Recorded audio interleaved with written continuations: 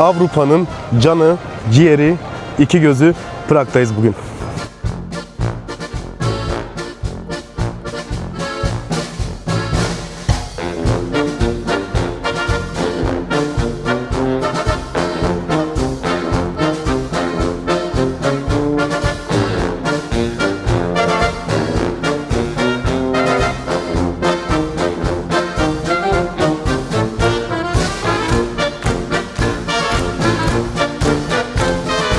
Ballar Slovakya'dan geliyor.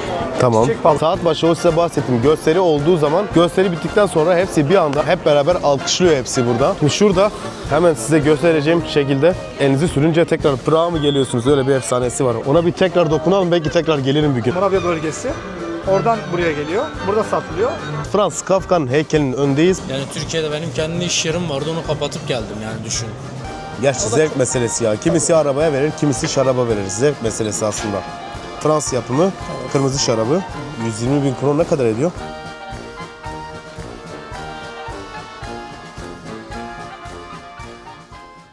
Güzel, güneşli bir Prag gününden hepinize selamlar olsun dostlarım. Bugün günlerden çarşamba. Saat kaç şu anda?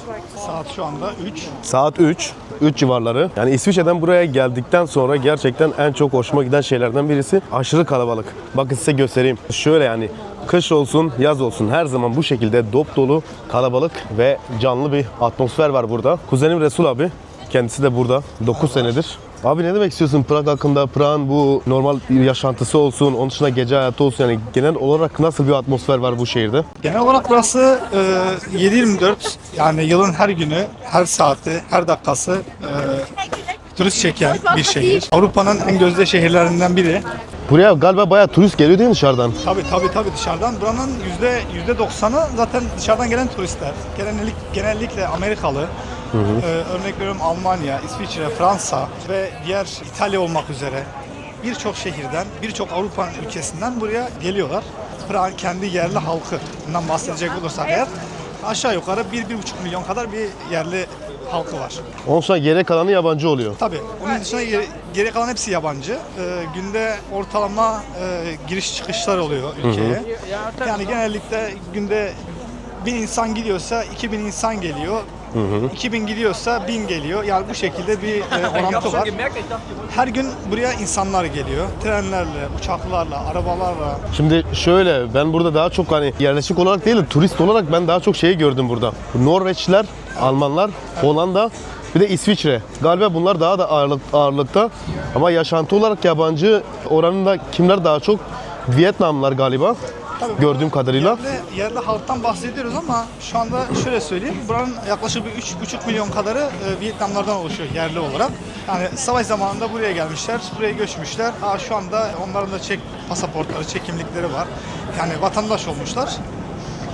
Onun dışında şu anda Ukraynalı sayısı burada çok. Her yerde var. Ülkenin her yerine dağılmış durumda. Vietnamlar aynı şekilde ülkenin her yerinde var. Yani burada bildiğiniz yerleşik bir hayata geçmişler değil mi? Tabii. Dur şu tramvay bir geçsin.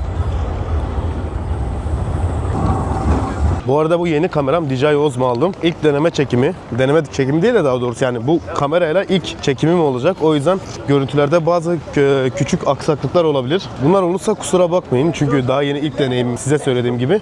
Ama onun dışında biz bugün nereye gideceğiz? İlk başta şu bir tane saat var. Evet, saat kulesine gideceğiz. Saat kulesine gideceğiz ilk başta. Oradan da köprüye gideceğiz. Charles Köprüsü var. Bir tane havada asılı duran adam var, heykeli var.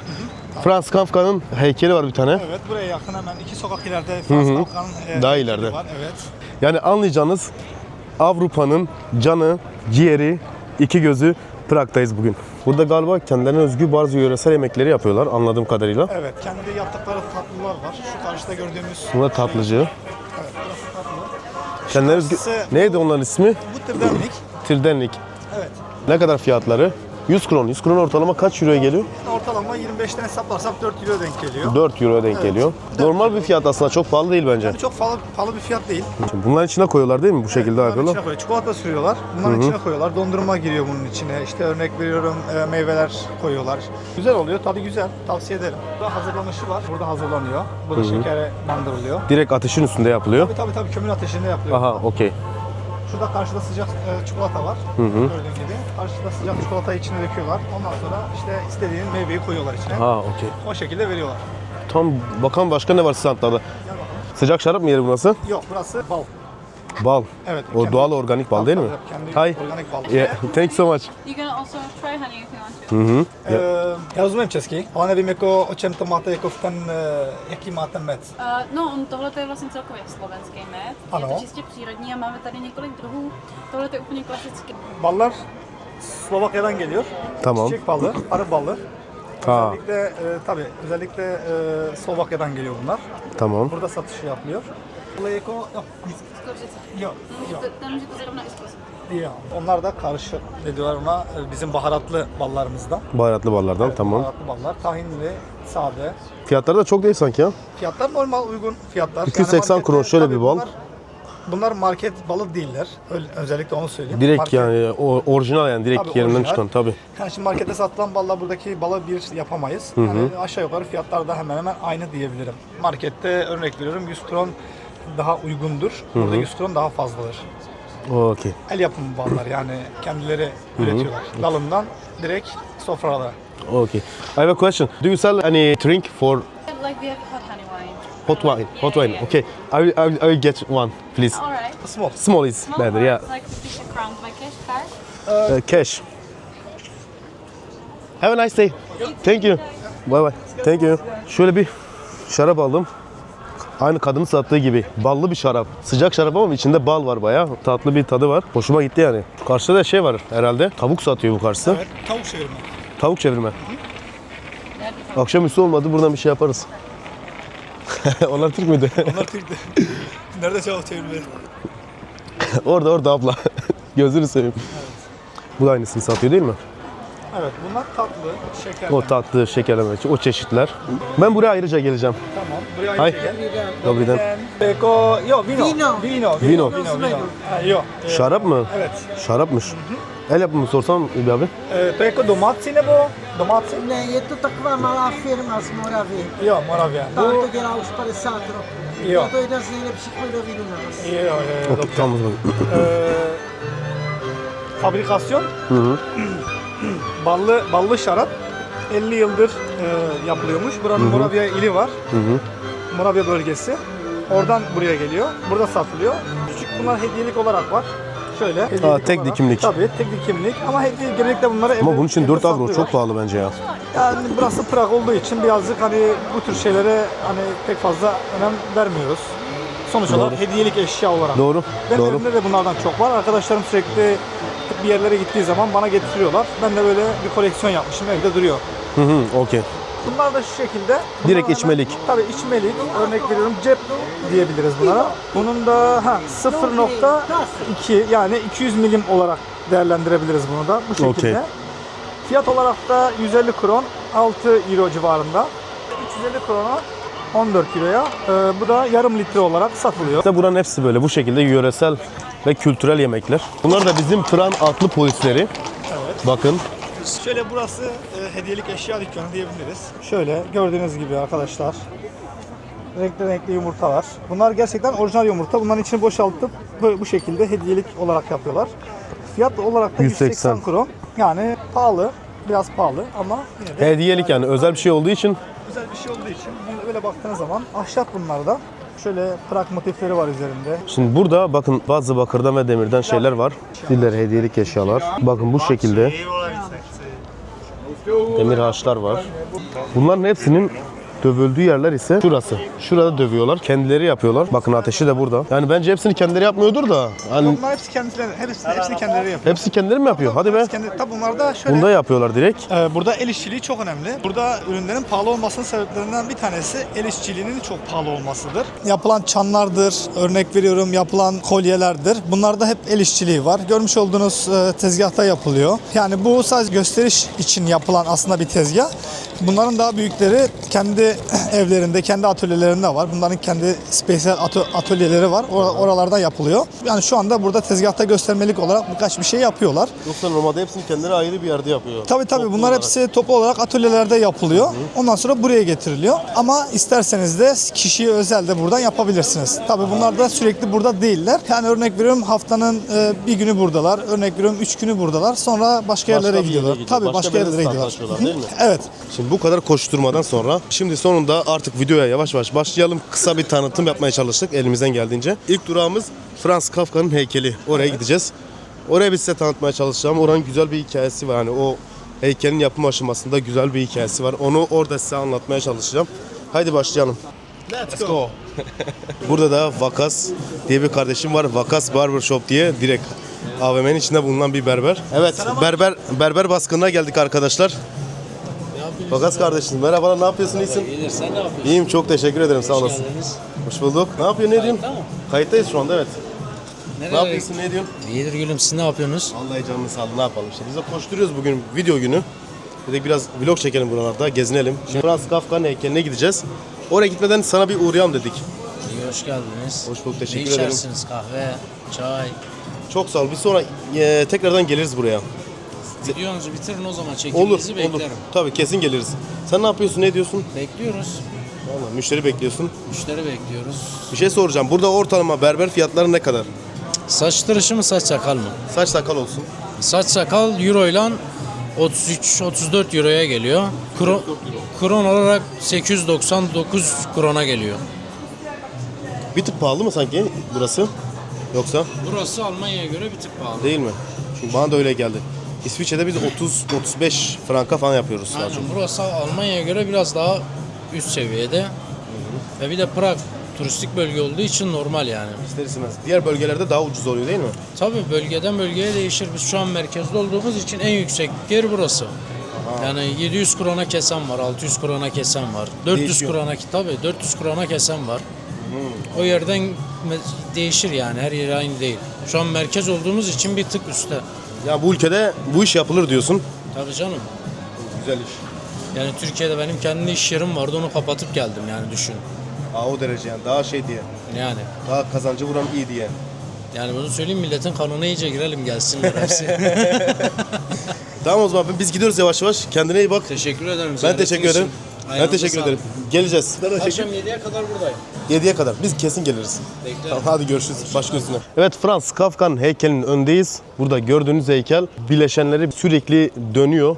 Ve bir yerden sonra tek parça haline geliyor. Zaten bu Franz Kafka heykeli de bayağı bir meşhur. Herkes buraya geliyor ve bu daha çok modern hayatta parçalanmış bireyleri simgeliyor. O sürekli dönüp birleşen olay. Yani burada döndükten sonra tam oturmayan yüz insan zihnindeki bu karmaşa ve sürekli olan kaosu anlatıyor. Yani bu sanatçı David Czerny elinden geldiğince bu olayı anlatmaya çalışmış burada. Zaten bugün gideceğimiz birçok eser de David Czerny'nin kendi eserleri ve Prag'da bulunan bu bazı bebek heykelleri var. Bu dev bebek heykelleri var. Onlar David Czerny yapmış. Mesela havada asılı duran adam, öyle bir heykel var. Onu da bayağı ayrıntılı olarak size anlamını ben anlatacağım. O da aynı şekilde David Czerny yapmış. Yani buradaki Prag'daki birçok şeyi David Czerny yapmış ve çok ünlü ve çok meşhur bir adam. Ben şuradan bir iki tane fotoğrafını alacağım bunun. Ama gelin bir ön tarafa gidelim. Ön taraftan bence gösterelim. Çünkü şu an yüzü o tarafa dönük. Henüz galiba o sergi başlamamış.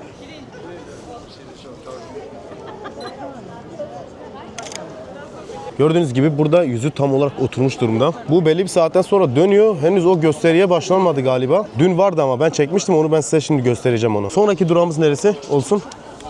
Köprüye gidelim buradan. Köprü mü? Evet, astronomik saat daha yakın değil mi buraya? Astronomik saate gitsek daha iyi olur, daha mantıklı bence. Tam oraya gidelim o zaman. Burası meydana çıkış yolu arkadaşlar. Bayağı bir yoğun. Burası her zaman bu şekilde. Yani Prag'da hayat her zaman çok hızlı ve çok aktif bir şekilde yürüyor. Zaten gece hayatı bir başka güzel. Gece hayatını da size başka bir videoda detaylı olarak çekeceğim. Çünkü bana göre gece hayatından 10 video çıkar.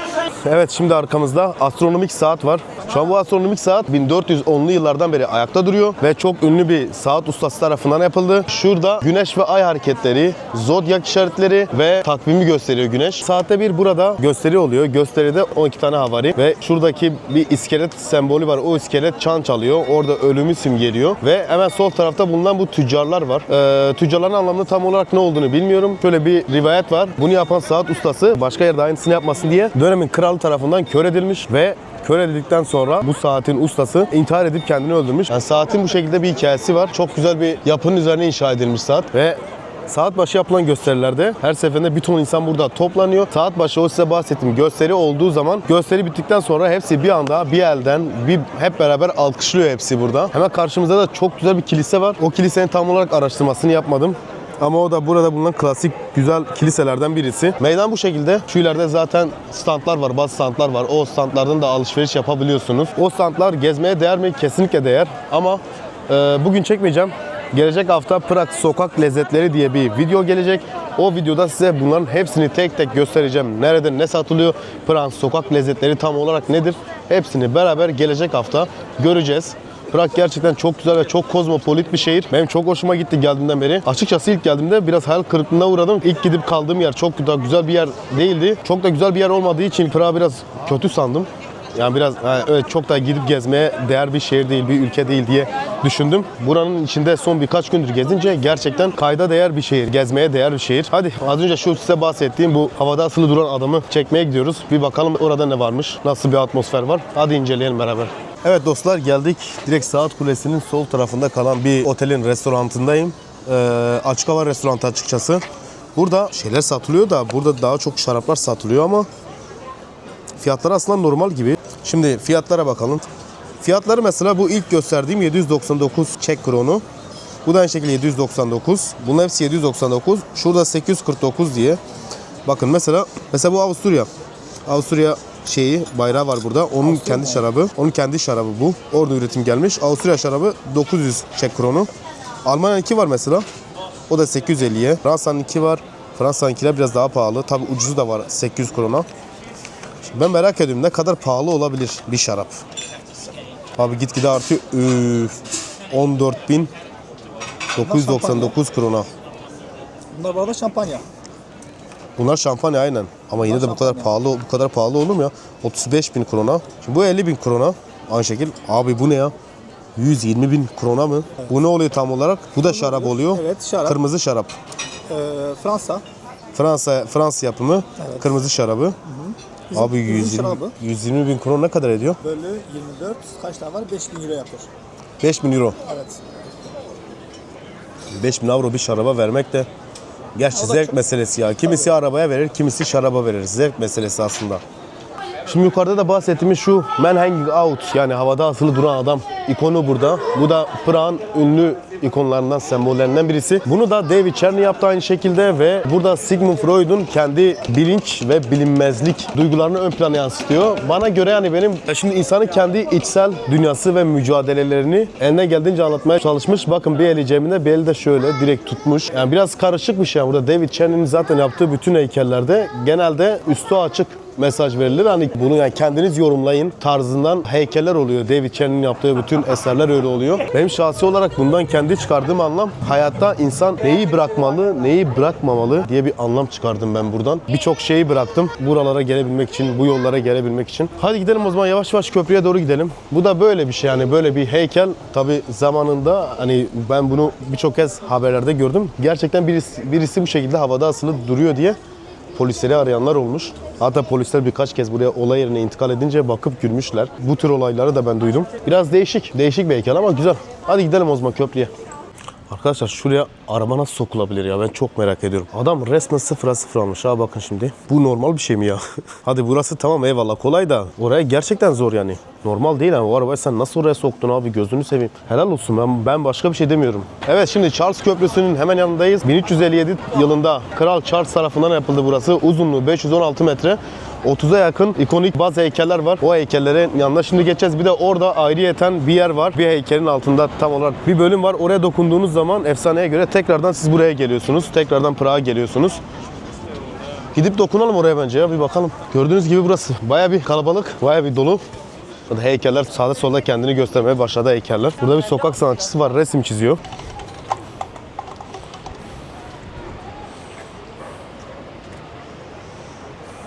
Ama bu fotoğrafın hepsini o yapmış. Baksana bu. Hepsini kendisi yapmış. Ne kadar? 7 dakikada karikatür yapıyor. Yani 7 dakikada karikatür yapıyor. Bunun fiyatı ne? Fiyatlar burada. 500 ila 1000 kron arası mı? Evet. Neye göre değişiyor acaba? Büyüklüğüne nasıl yapıyor? Aha, okey. Bu da aynı şekilde yapıyor. Burada sokak sanatçılığı var. Evet, şu fotoğraflar tam olarak buna benzetilmiş, yanına çizmişler. Baksana kaslı maslı gösteriyor. Çok güzel yapmış ama adam. Adam hakikaten çok güzel yapmış. Bir de renkli de yapıyor galiba. Aynı şekilde burada da var, orada. Burası komple onlardan oluşuyor. Çok güzel bir ablamızı Abi aynısını yapmamış mı ya? Aynısı. Burası komple hepsi böyle sokak sanatçısı ya. Hepsi çiziyor. Yani burada heykeller başlıyor yavaş yavaş. Dediğim gibi 30'a yakın ikonik heykel var. Ya şimdi şurada bir tane şey var. O elini sürünce tekrar Prag'a geliyorsun ya. Onu bir gösterelim. Bak şuranın manzarası güzel. Ama fena esiyor. Ama çok güzel. Çok güzel. Gerçekten çok güzel. Tekne turları falan da var burada. Hemen karşıdan şuradan bir tekne geçiyor. Şurası Prag Kalesi oluyor. Şurası da köprü oluyor. Şimdi şurada hemen size göstereceğim şekilde elinizi sürünce tekrar Prag'a mı geliyorsunuz? Öyle bir efsanesi var. Ona bir tekrar dokunalım. Belki tekrar gelirim bir gün. Gel bize belimizi sürelim gel. Hoppa. Tekrar Prag'a geliriz bir gün. İnşallah Allah kısmet ederse. Allah kısmet ederse gene geliriz. Bundan sonra nereye gideceğimi ben de tam olarak bilmiyorum. İleriki zamanlarda hani şey yapacağız. Bunu beraber göreceğiz hepsini. Kendileri yapıyor değil mi hepsini? Çok güzel ama ha. Çok da kaliteli malzemeden yapılmıyor da hani şekil olarak güzel gerçekten. Hepsi el yapımı. Evet. 8-9 euro arasında fiyatları var. Burada da çok güzel taşlar satılıyor. Bakın ben böyle bir şey takmam ya. Bu niye yüzük olarak kalmışsın ki bilmiyorum. Ama şey demek beğenen var. Değişik değişik taşlar, acaba bunlar ne taşıdır? Çeşitleri neler bilmiyorum da. Çok güzel taşlara benziyor. Bir yakınlaştırsana abi. Baksana. Çok güzel taşlara benziyor. Değişik. Burada bir sürü aç işareti var. Hepsi taşla yapılmış. Çok güzel yapılmış ama çok güzel yontulmuş. 15-20 dakika 1000 krona yapıyor bu. Bu az önceki abiden biraz daha pahalı yapıyor. Baksana çok iyi yapıyor bence.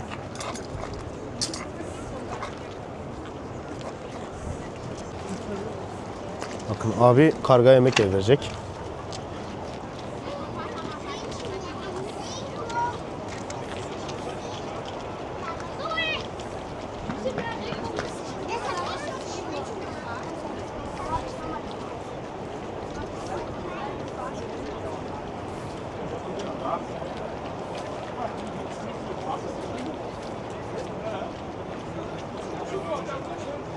Baksana ne güzel ağzıyla parçalıyor büyük parçayı.